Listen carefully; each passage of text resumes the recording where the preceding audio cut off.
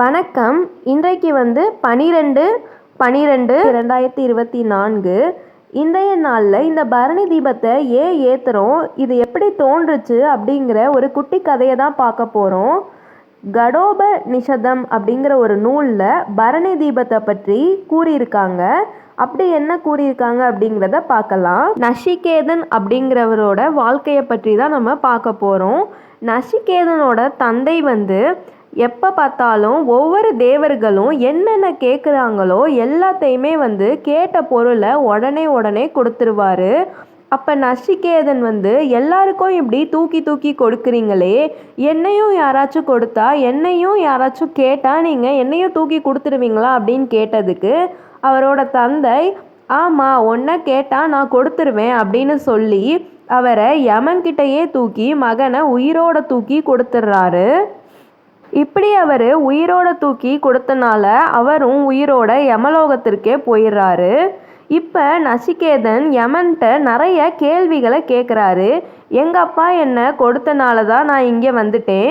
இங்கே பார்த்தா எல்லாரும் இவ்வளோ துன்பங்களை அனுபவிக்கிறாங்களே, கீழேயும் துன்பம் தான் அனுபவிச்சாங்க, இப்போ மேலே துன்பம் தான் அனுபவிக்கிறாங்களே அப்படின்னு யமதர்மராஜாவை பார்த்து நசிகேதன் கேட்குறாரு. இதனால யமதர்மராஜா என்ன சொல்கிறாரு அப்படின்னா, நிறைய தர்ம சங்கடங்கள், நிறைய தவறுகளை பிறருக்கு செய்த இந்த மனிதர்களுக்கு இப்படி தான் எதிர்விளைவுகள் நடக்கும், அதனால தான் இவங்க இவ்வளோ துன்பப்படுறாங்க அப்படின்னு யமதர்மராஜா சொல்கிறாரு. அதற்கு நசிகேதனோ, மனிதர்களுக்கு வாழும்போது இப்படியெல்லாம் நடக்கும் அப்படிங்கிற விஷயமே தெரியாதே, தெரியாமல் தானே பலரும் தப்பு செய்கிறாங்க, அப்படி தெரியாமல் செஞ்ச தவறுக்கெல்லாம் ஏதாச்சும் ஒரு பரிகாரம் இருக்கும்ல அப்படின்னு கேட்குறாரு.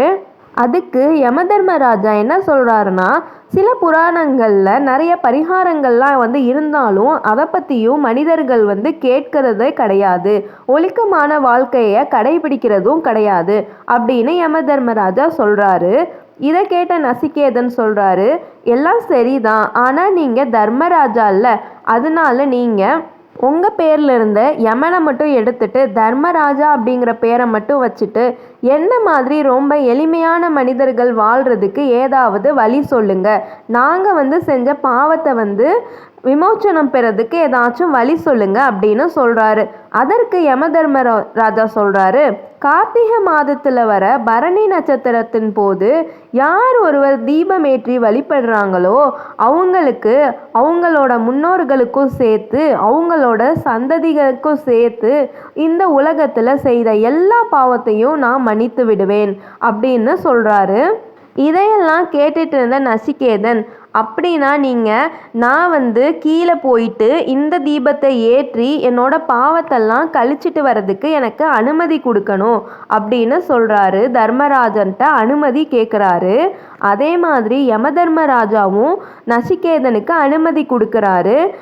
நசிகேதன் பூலோகத்துக்கு போய் இந்த விஷயத்த மக்கள்கிட்ட எல்லாத்துட்டையும் சொல்கிறாரு, பரணி தீபத்தை பற்றி சொல்கிறாரு.